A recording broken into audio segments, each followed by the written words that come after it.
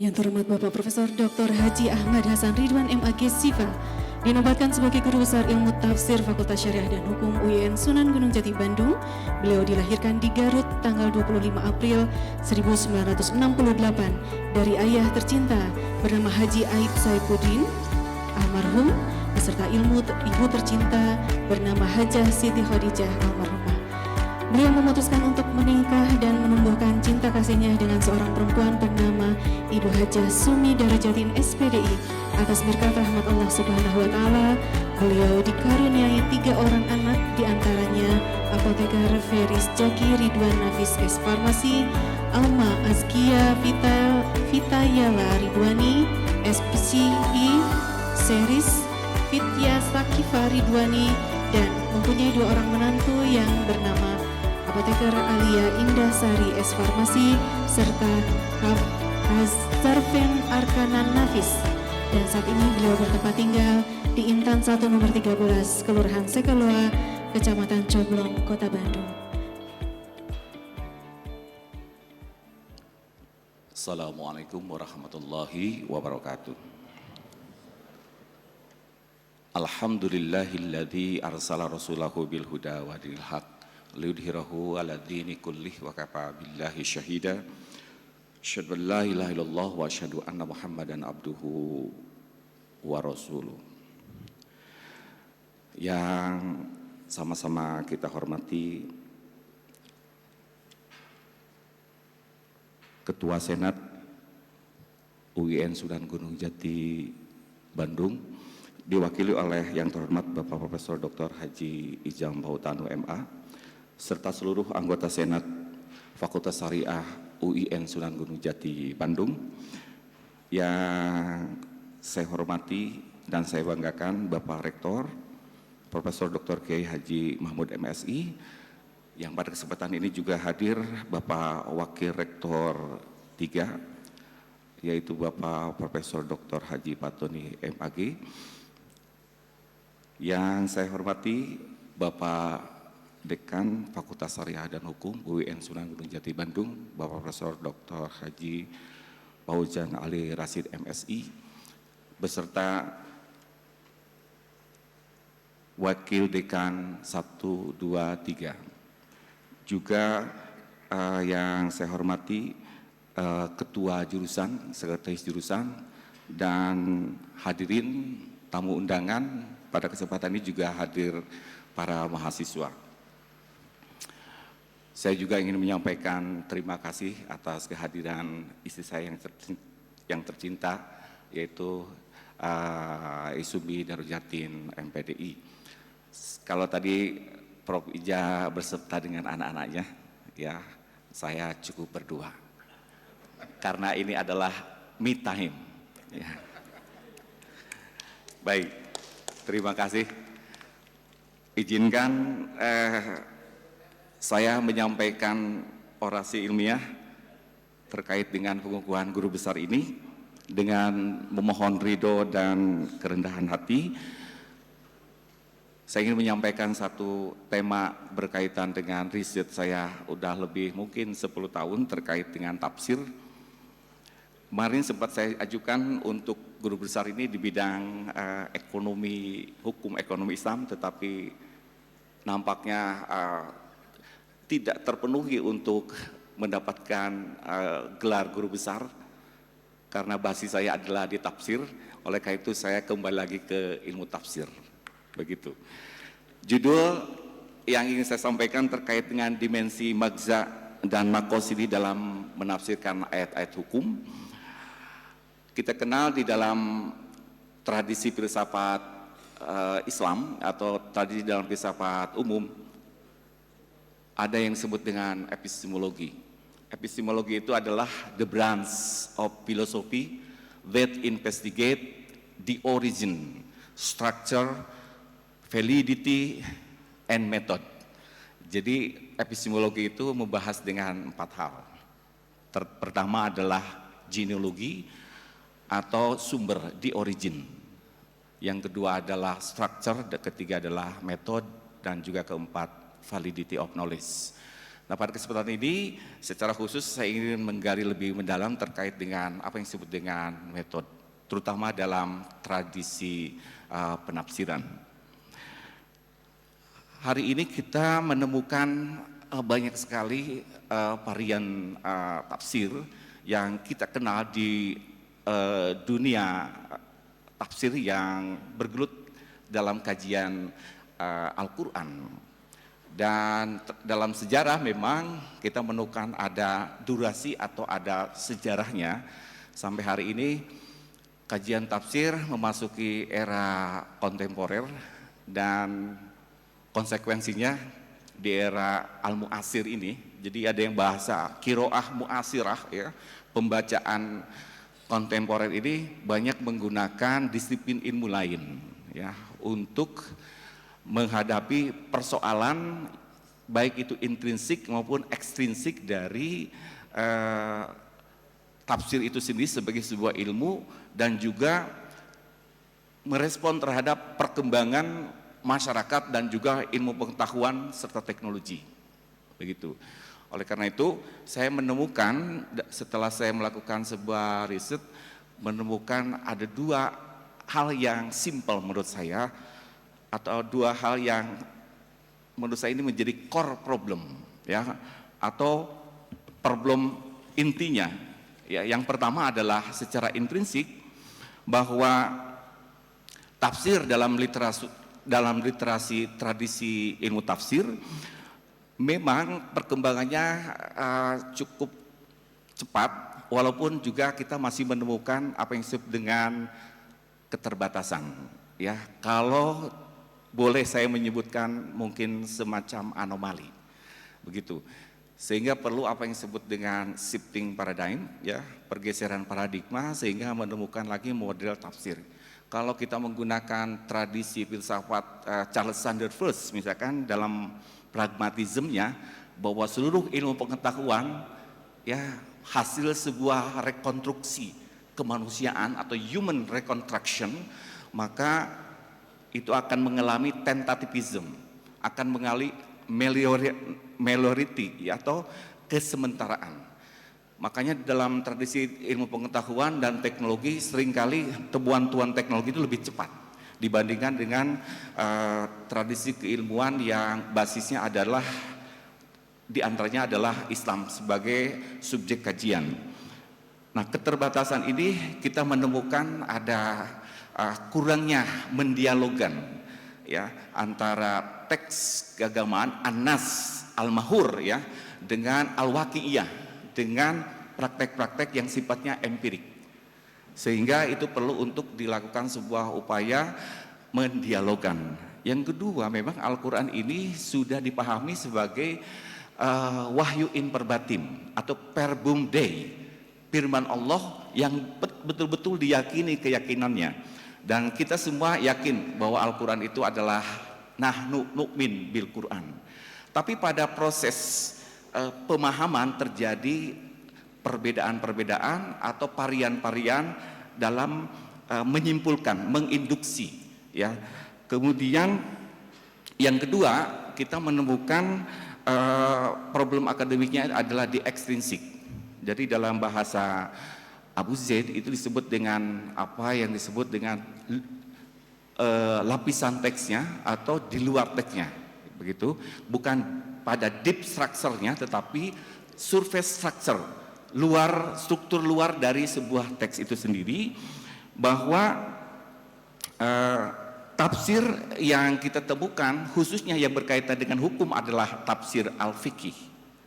Ya, saya yakin di Fakultas Syariah ketika membahas tentang fenomena atau masalah-masalah fikih mesti melibatkan apa yang disebut dengan at-tafsir.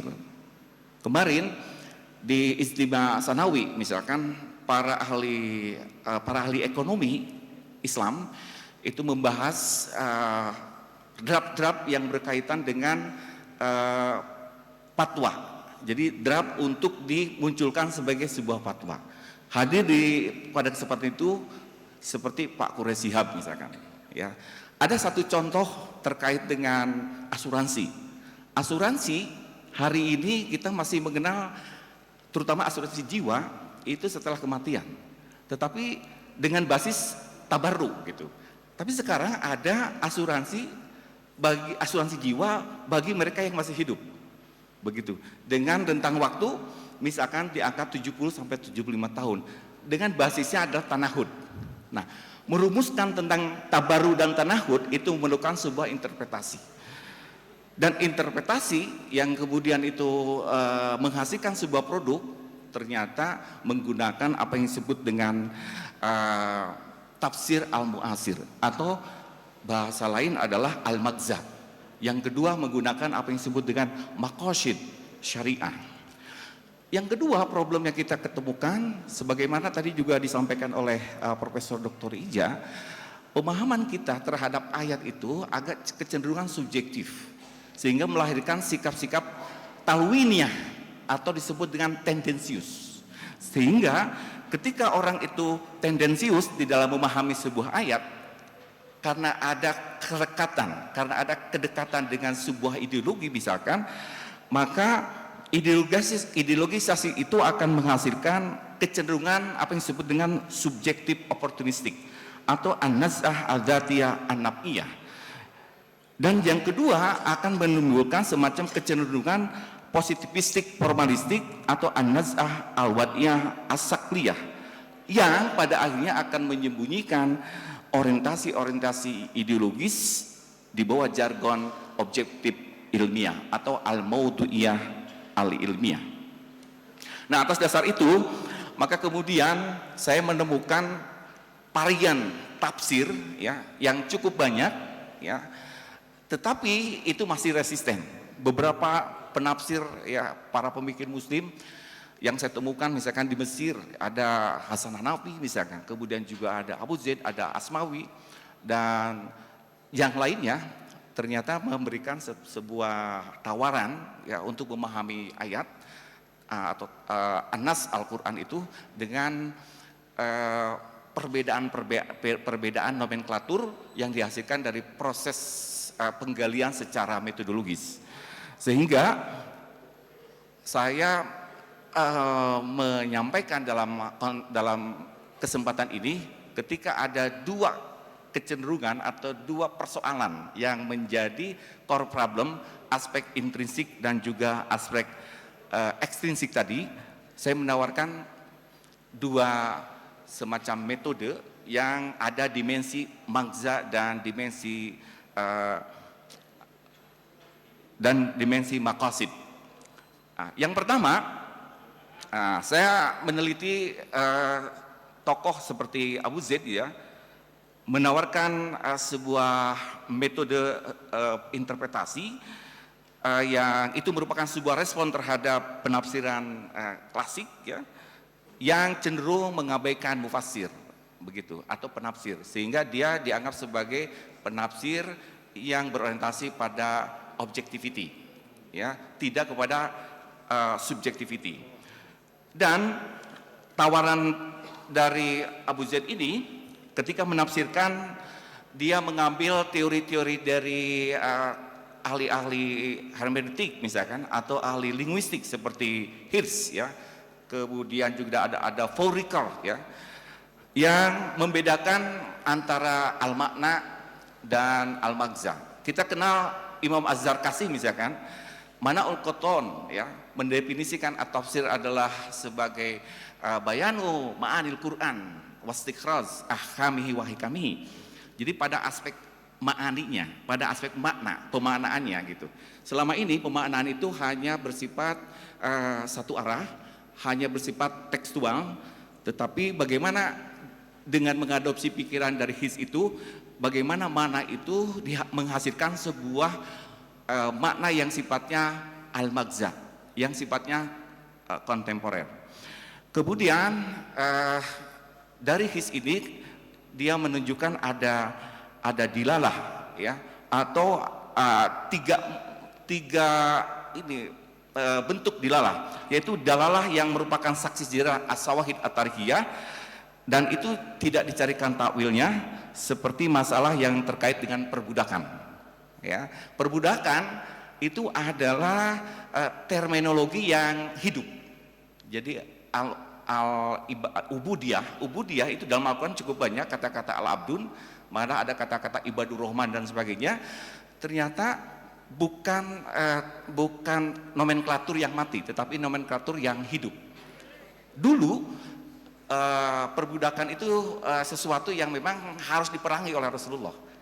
Walaupun proses untuk menghilangkan perbudakan itu ternyata tidak cukup selesai. Dan sampai sekarang al-magzanya, perbudakan itu mengalami metamorfosis, ya, mengalami perubahan eksistensial, gitu ya, yang kita sebut sebagai perbudakan modern. Contoh, misalkan ketika ada permainan bola dunia itu terjadi transfer orang, ya, transfer pemain bola dengan harga dan sebagainya, dengan harga yang sangat fantastik, itu dianggap sebagai model perbudakan internasional. Kemudian terjadinya perbudakan dari kaum kulit putih terhadap kaum Afrika kulit hitam di Amerika ataupun di Afrika, itu juga model perbudakan modern, dan itu juga disebut sebagai ubudiyah. Kemudian juga ada model perbudakan ekonomi, misalkan eksploitasi terhadap sistem ekonomi, dari ekonomi yang kapitalistik terhadap ekonomi yang basisnya adalah Islam, misalkan seperti itu. Nah, kemudian Abu Zaid juga menjelaskan selain terkait dengan aspek yang berhubungan dengan nomenklatur perbudakan, juga dengan hal-hal yang terkait dengan Alkitab. Yang kedua tentang maqasid syariah. Kegiatan kajian hukum Islam tentu saja tidak lepaskan dari kajian mengenai maqasid syariah, karena ia merupakan tujuan utama penetapan hukum dalam Islam. Dalam ilmu metodologi penetapan hukum, bahwa perspektif maqasid syariah merupakan kondisional kanon atau sesuatu yang niscaya. Memang pengertian maqasid syariah tidak muncul begitu saja dalam rentang historisnya, tetapi kemudian dikembangkan oleh tokoh yang sangat terkenal, yaitu Imam Al-Ghazali dan Imam Asy-Syatibi. Memahami maqasid syariah bagi seorang mufasir dinilai sesuatu yang sangat urgent, sehingga saya mengutip pendapatnya dari Asy-Syatibi, fa innal qur'ana, sesungguhnya Al-Qur'an, was sunnah lamma kana arabiyyin lam yakun liyanzura fihima ila arabi kama amman lam ya'rif maqasidaha lam yahilu lahu ayatakallama fihima. Jadi maqasid syariah itu menjadi sesuatu yang sangat urgen, yang sangat penting bagi seorang mufasir untuk menafsirkan ayat. Untuk merespon fenomena semakin kuat perkembangan ilmu pengetahuan, tentu saja kemudian problematika manusia dewasa ini, maka metode tafsir dengan dimensi maqasid ini menjadi sangat penting, dan itu ditunjukkan oleh tafsir yang kita kenal, yaitu Al-Ahkamul Quran karangan Ibnu Arabi, kemudian Ibnu Ashur At-Tafsir wa Tahrir, ya, yang itu di riset oleh Al-Maisawi, bahwa di dalam dua tafsir itu banyak ilah, ya, banyak menjelaskan aspek-aspek yang terkait dengan al-maqasid. Ada satu contoh saja kaidah yang dikemukakan dalam Ibnu Ashur itu, bahwa kasus pembunuhan, kasus waris, ya, seorang pembunuh yang membunuh orang tuanya, maka kemudian dia tidak mendapatkan warisan. Ada sebuah riset juga teman-teman kita dari Mahkamah Agung, para hakim, yang menjelaskan apakah anak pembunuh akan mendapatkan waris. Yang kedua, apakah seorang yang murtad itu juga akan mendapatkan warisan dari mewarisnya. Nah, dengan maqasid syariah, maka kemudian Ibnu Ashur itu menjelaskan dengan satu kaidah, man ta'ajjala syai'an qabla awanihi uqiba bihirmanhi. Siapa saja yang mempercepat sesuatu sebelum waktunya, maka dihukum dengan tidak memperolehnya atau tidak mendapatkannya. Ini contoh-contoh yang simpel saja, sesungguhnya ribuan contoh hasil dari sebuah penafsiran model magza dan juga model maqasid syariah yang saya sebut hari ini sebagai model tafsir integratif. Jadi menggabungkan dua konsep atau dua dimensi, yaitu dimensi magza dan dimensi makosid. Hadirin yang berbahagia, sebelum mengakhiri orasi singkat ini, saya ingin menyampaikan rasa syukur yang sedalam-dalamnya, alhamdulillahirrabbilalamin, kepada Allah Subhanahu wa Ta'ala atas segala nikmat yang diberikan kepada saya dan juga keluarga, sehingga pada kesempatan ini saya bisa berdiri di depan hadirin untuk mendapatkan gelar guru besar ini yang diidam-idamkan. Memang perjalanan setiap orang berbeda. Ada yang sangat cepat, ya, super cepat, ada juga yang eksekutif, ada juga yang kelas ekonomi. Sepertinya saya kelas ekonomi karena cukup panjang waktunya. Ya. Tapi tetap bersyukur, tidak ada kata terlambat untuk tetap kita bersyukur kepada Allah Subhanahu wa Ta'ala. Tapi ini perjuangan tentu saja dari para pemimpin di UIN. Oleh karena itu saya ingin menyampaikan ucapan terima kasih tentu saja kepada orang tua saya, Bapak Haji Aib Saripudin almarhum dan juga Mahaji Siti Khadijah. Keduanya menurut saya adalah guru besar yang otentik.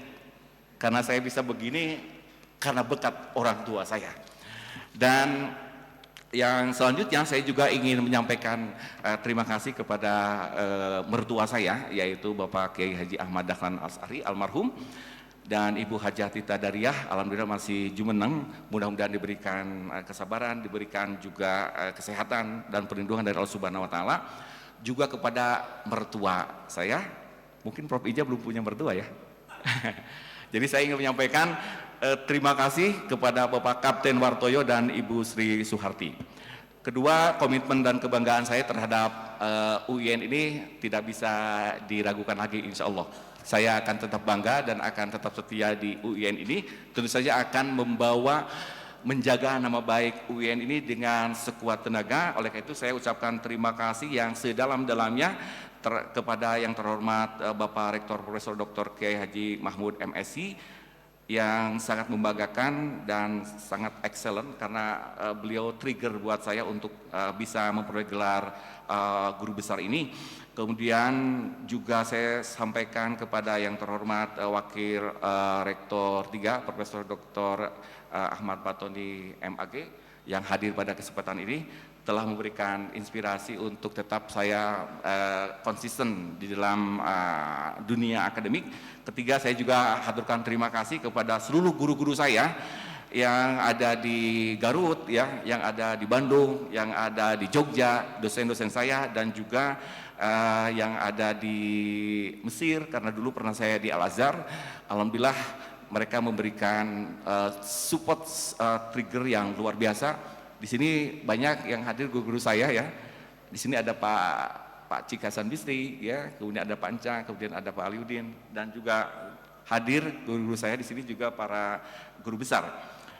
Lalu juga secara khusus yang keempat saya ingin ucapkan terima kasih dan jazakumullah khairan katsiran kepada istri saya yang tercinta, Haja Isumi Darajatini SPDI.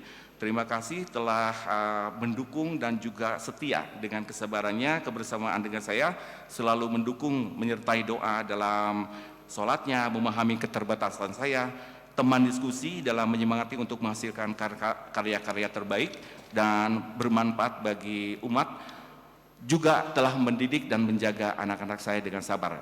Anak-anak saya yang tercinta, Apoteker Peri Sejaki Ridwan Nafis, S Farmasi, Alma Azkia Pitaya Ridwani, SPCI, dan Cervitia Sakipa Ridwani, Apoteker Alia Indah Sari, S Farmasi, dan Hezarpen Arkana Nafis. Jadi mantu saya baru satu dan cucu saya baru satu. Jadi posisi saya sebagai aki, ya, bukan aki-aki, masih aki karena anaknya cucunya baru satu. Kemudian yang kelima, ucapan terima kasih juga kepada kakak saya, yaitu Bapak Dr. Haji Irfan Saprudi dan Haja Ela Nur Laila MPDI. Dan yang keenam, saya ucapkan kepada Profesor Dr. Haji Supiana MAG sebagai Direktur Pasca Sarjana telah berjasa lewat doa dan memotivasi saya untuk tetap mendukung secara akademik dan juga mendorong untuk cepat mendapatkan guru besar. Kemudian yang ketujuh, ini penting, saya haturkan terima kasih juga kepada Bapak Dekan FSH, Profesor Dr. Haji Fauzan Ali Rasid MAG telah memberikan dukungan akademik, doa, dan juga moral. Hatur nuhun. Kemudian yang ke-8 saya ucapkan, ini yang tidak saya lupakan, saya punya kawan ya, yaitu Bapak Laksamana Permana Jenderal Purnawirawan Kiai Haji Dr. Andes Asep Saifuddin SAG, kemudian kepada Profesor Dr. Kiai Haji Miftah Farid, kemudian kepada yang saya hormati juga kepada Profesor Dr. Haji Oyo Sunarjo Mulhas MSI, juga kepada Dr. Haji JJ Jeudi MAG, juga kepada seluruh yang hadir pada kesempatan ini, ada Profesor Dr. Anton, kemudian juga ada Profesor Dr. Yadi, teman satu ini, Profesor Dr. Najib ya, kemudian ya terima kasih Pak Hasan Bisri juga, dan Pak guru saya juga Pak Dr. Ali Abdul Rahman, kemudian Bapak Profesor Dr. Tajul Arifin LSI, yang itu semuanya adalah guru dan juga kolega saya. Terima kasih atas dukungan doa dan dukungan secara akademik. Juga khusus kepada Bapak Profesor Dr. Ijan Pautanu MA yang pada kesempatan ini bisa hadir. Terakhir, ucapan jazakumullah khairan katsiran saya sampaikan kepada teman, sahabat, kolega dan kepada semua yang secara langsung atau tidak langsung berjasa dalam hidup dan karir akademik saya. Terlebih doa semoga semua amal baiknya terhadap saya mendapatkan balasan terbaik, berlimpah-limpah serta keberkahan dari Allah Subhanahu wa taala. Jazakumullah khairan katsiran. Wassalamualaikum warahmatullahi wabarakatuh.